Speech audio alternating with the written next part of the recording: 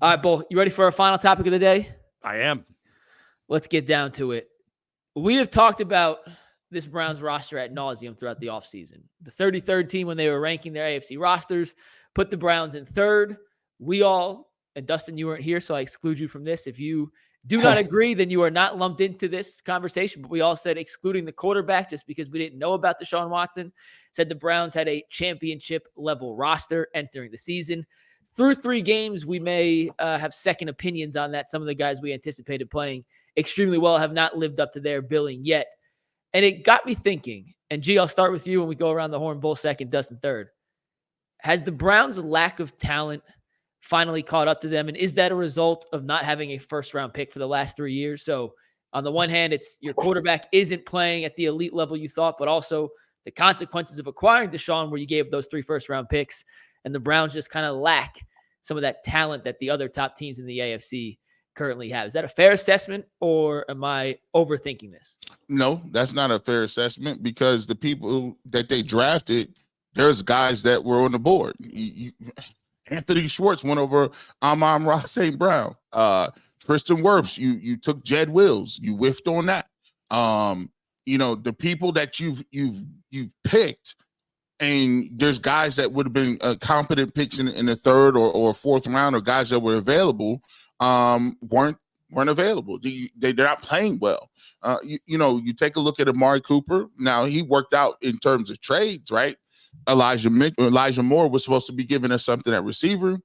That trade, people will say, probably didn't work out in our favor. We got Jerry Jeudy. He's played pretty well for the first 3 games, but he's not a deep threat. Obviously, you got a lot of our best players are players that were here drafted by a different regime. And so I can't say if they would have got three first round draft picks back that somehow they would have capitalized on those picks, because I haven't seen them capitalize on the picks that they got now. Like, they haven't drafted studs that'll be like, oh my gosh, this guy's like, JOK is pretty good. I think he's a stud. But other than that, Greg Newsome was a first round pick. He got his spot taken by a 3rd round pick from Mississippi State. That ain't supposed to happen. You got moved to the slot, dog. People try to act like you didn't get moved to the slot. You don't willfully go to the slot, Dustin. You can speak to that. Like, right. That ain't no thing. Like, that's a first round pick. That's a miss. You can't have that happen.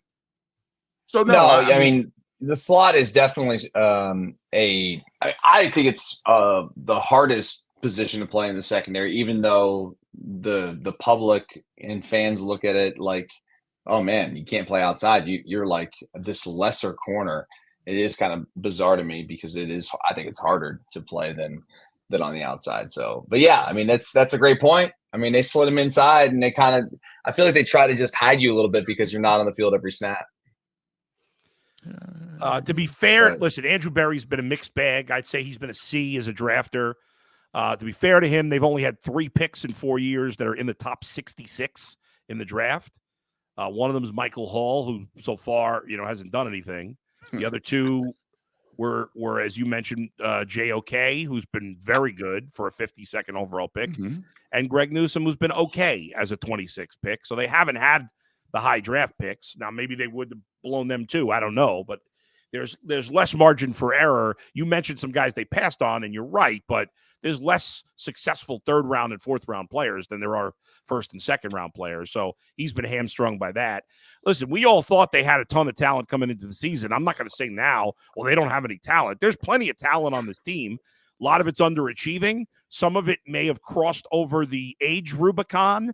And I think especially the age word. I like Great that. Word. There you go. The age Rubicon. Boy, the shirt. You're an ageist, man. There you go. Yes. I mean, oh my God. Speaking of which, real quick, we got this. So for this fall ball league that I do, we have this. There's a bunch of umpires. We use this umpiring service, and there's this one dude who's most of the umpires are anywhere between 25 and 45, and they're all pretty good umpires for youth baseball. But this one guy that we've had a couple of times in the last few weeks, this guy, he's probably 65, but he looks like he's 106, and I'm scared he's not going to make it through the game, and he gets hit Like sometimes there'll be like foul balls and it hits him in the chest because he can't move. And he has this like thing that's like, ever see one of those like cat toys on a stick that people will play with a cat, That's what he uses to clean home plate because he can't bend down. Now, to be fair, I can't really bend down to clean the plate either, but I'm not an umpire. That's not my job. So anyway, yes, I am a little ageist, I guess, if we're fair about it. But Joel Bitonio is about to turn 33 in a week or two. He does not look like the same player. If you look at the eye test, the offensive line doesn't look good. You look at the PFF grades. Bitonio's actually got a decent pass blocking grade, and that's it. None of them have good run blocking grades, and the rest of them don't have good pass blocking grades. I think some of the injuries have caught up with Wyatt Teller. Posick has not played well, and the tackles have been awful. DeJuan's out of shape. Jedrick Wills is probably out of shape too, or at least out of football shape because he hasn't played football in forever until last week. So I think maybe he's just not good. No, the offensive line, the talent is not what we thought. We've been kind of, how we always talk about, with the Steelers and Ravens, they kind of live on their reputation defensively, and the Steelers are backing it up this year, certainly. But there are years where those teams aren't as good defensively, and we just assume they're going to be because of their reputation. I think that's what's happened with their offensive line. I understand Bill Callahan's gone, and that's a factor, certainly, but I don't think the whole thing's Bill Callahan. The veteran players shouldn't fall apart.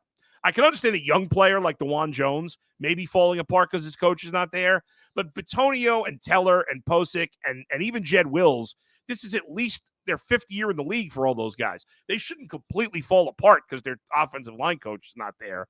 So none of those guys get a pass to me, and I think their offensive line, we overrated the talent, and some of it's in decline.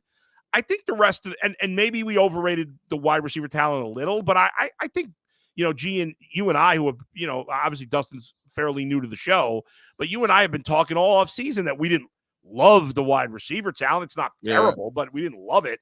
So I don't know that we overrated the talent. David Njoku's hurt. That's a big deal. Teller's hurt. That's a big deal. We don't know when Chubb's going to be back. He's their best running back, obviously. I mean, defensively, it's been disappointing. I don't know. I don't think it's because of Myles Garrett or JOK or Denzel Ward, who were their best players. So I still think they're a talented team. I think some guys are underachieving. And I think the offensive line in particular is not as talented as we thought. But I think most of the rest of the areas are. They're just either not playing well or being brought down by other areas that aren't as good. On a brighter note, I feel like if like they just go back, I went back to make myself kind of feel better. Like, remember when they had Case Keenum playing? Baker was out those few games, and they basically were like, look, we're just going to run a high school playbook. We're going to run boot and draw and run some off tackle plays and throw a few screens and play some defense. Like, I think this team is a more talented version of that team, minus the running back, but Jerome Ford is missing practice today, so with a knee injury. But that's not a good look. But maybe Deontay Foreman, Pierre Strong get a little look.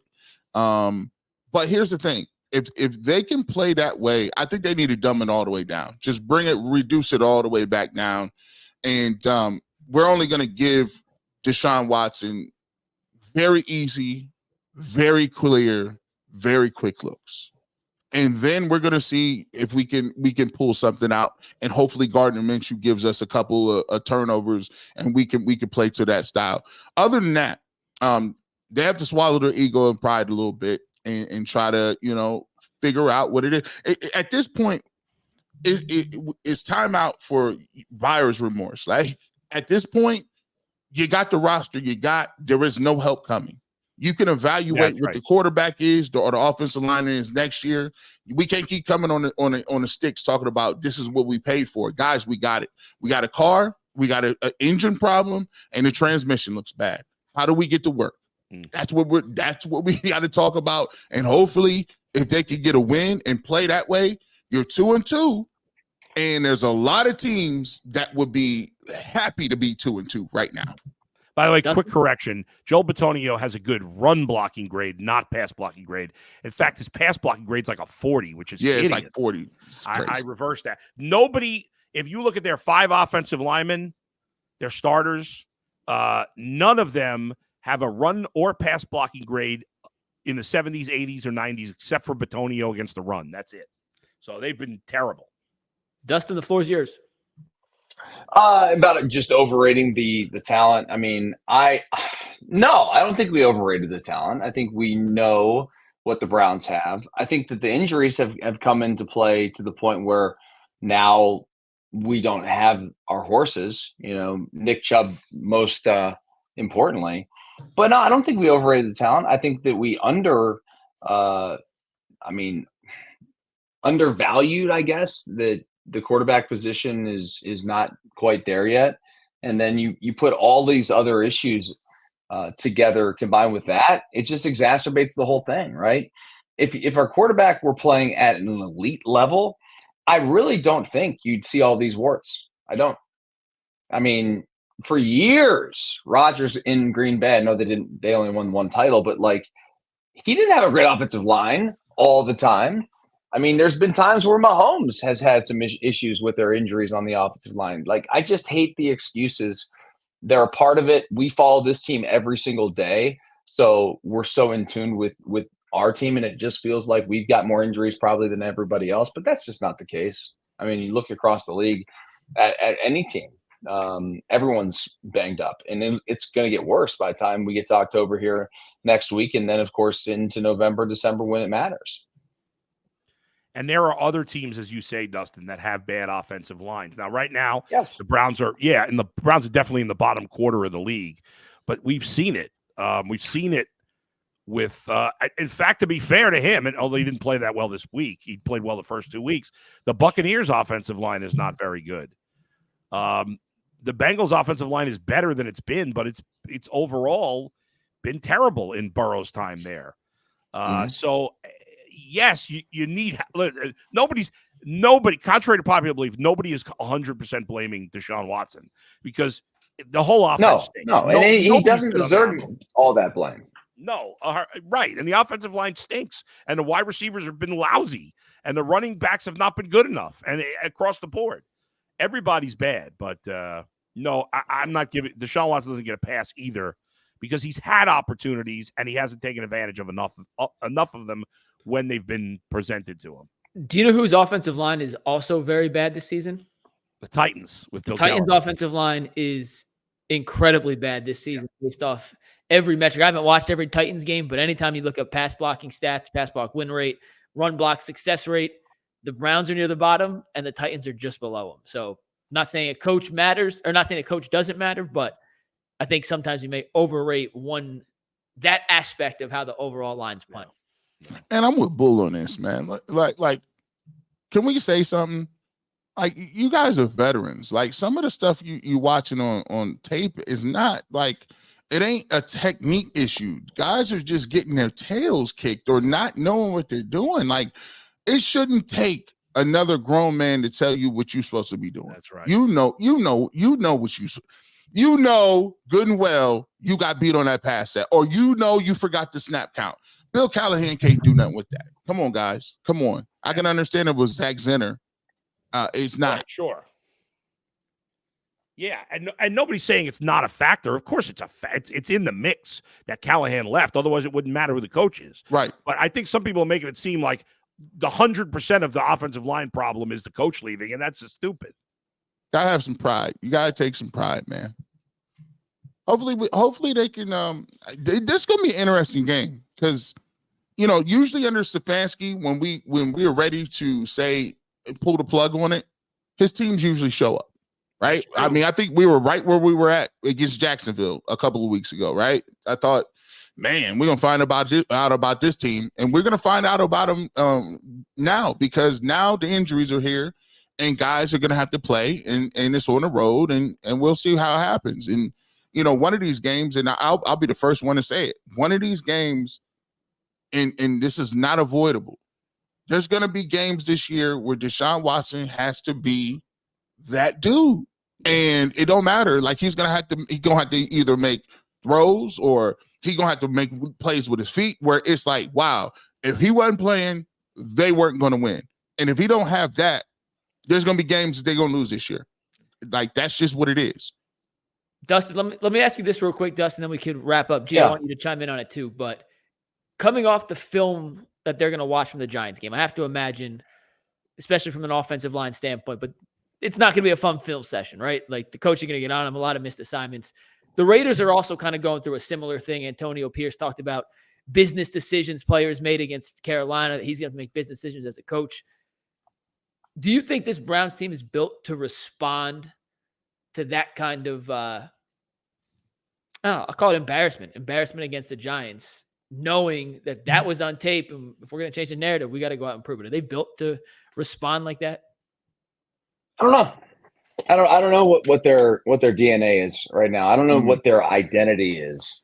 And maybe that's the problem, right now. I don't know if anybody in that room, I mean, I know Miles is a pretty good leader, but he's, he's one of those sort of shyer guys.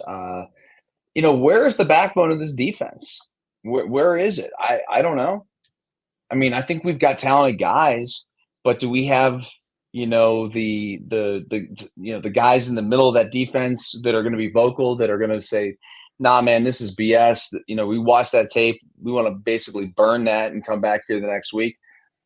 I mean, they're professionals. I assume and I hope that they have those guys in that room, but we're going to find out, and we're going to find out real quick, because the Browns are going to face, a tough test, not just this week, because this is a game that I think everybody on paper looked at before the season and they said, okay, Vegas is a win, and they move on, and that's just not going to be the case. It's going to be a dogfight this weekend. And they better bring it. They better bring their lunch pails, and then they better tackle. Our tackling's got to improve, especially in the back end. I think that is an area where we're lacking right now, and that's not a talent thing, guys. That's more of like a want-to and effort thing. So they really got to pick it up this weekend. And I don't care what the offense does. It's got to be about, like, the defense. Just go do your thing. And just don't even worry about the score. Don't worry about what the offense is doing. If they're not converting the third downs, like, you can't have a pity party because it's not all going your way in every facet of the game. So, yeah, I want to see some fight, man. I want to see somebody act like they care, bro. I want to see somebody on the field getting the defensive line together. Like, come on, man, we got to get home. Guys, we missing tackles. Where is that the come to Jesus moment on the sideline where somebody gets in the huddle and says, hey, coaches, get the hell out of here. Move out the way. Hey, listen, we getting broke down right now. And I'm looking at each man. If we see you on film, I'm gonna deal with you, bro. Not the coaches. We gotta have each other's back. We're not making no plays right now. It seemed like nobody is content. Everybody content with being in their gap. I don't want being in your gap, guys. I want guys picking the ball off, taking the ball away, scoring touchdowns, making grabs. I don't like to see Malik Neighbors going up over Martin Emerson, dunking on you. You looking around, tucking your tail. Come on, bro. We got to have it. But I don't know who's the guy that's standing up saying them. You need one or two crazy you-know-what's in that defense. And they're very smart and intelligent guys. You listen to JOK, you listen to Delpit, Myles Garrett's very intelligent. Who's the crazy dude? Hey, Zadarius Smith, you're welcome to get in on the party. You used to crawl all over the ground against the Packers when you was with the Vikings and them. You get to the AFC, now you don't do none of that? I need some of that. I need some energy. I need somebody being that emotional leader, and I'm trying to find out who it's going to be this week. You guys make good points. You look at the guys who we think of as leaders: Denzel, maybe JOK, certainly Miles, Nick Chubb. I know he's not playing right now. Joel Bitonio. None of those guys are rah guys. None of those guys are like, we gotta bleep and kill it. Blah, blah, blah, blah, blah. You need some nastiness, and it doesn't feel like they have that. But you're right, G. It's got to be about the players. The players got to say enough. Like, we've been embarrassed here for 3 weeks. We got to do something about it. And unless they do that, I mean, we'll see, right? Like, the Raiders got called out by their coach. Are they going to be like, both of these teams are desperate, you think, at 1 and 2. And we'll find out who's more desperate and who wants it more in this game. By the way, Jermaine Ifedi, he's been signed to the active roster. And the Browns have signed 2 tackles to the practice squad, which makes you think that, like, is Jed going to play this week? Is Dewan going to play this week? And Njoku's definitely out again this week. He hasn't practiced at all. And the big thing, Bull, you missed. Yeah. And we'll talk about this more in depth tomorrow. I'm hoping we get a little update, but Miles not practicing. They've listed him with 3 injuries: foot, Achilles, and thigh. And anytime you see Achilles on the injury report, it's not good. Not a great sign. I always expect him to play through it, but who said this? Did one of y'all say this? You said you would sit him? Jason did. You said said that on Monday, Tuesday. No, Monday. Monday. I would listen. I'm not gonna lie to you. I think about putting him on the IR. Because if you maybe you could weather the storm these few games, these four games, but give him an opportunity to heal back up completely. He's a freak of nature. You know he spent a lot of money on his body. Hopefully they can get him up and running by the time you get some of those division games. Luckily, the 2 losses that you got is against NFC teams, but the Cleveland Browns hinge on Myles Garrett defensively. And if they don't have him at the end of the season, it don't even matter. You might chalk that up anyway. I would put him on the IR. I don't want him hobbling around, and at least you could kind of save this season a little bit if he comes back healthy. Bull, merited on that. We will discuss that in more depth tomorrow when we get a little more information, the severity of each one. Let's get to some super chats here to wrap up the show.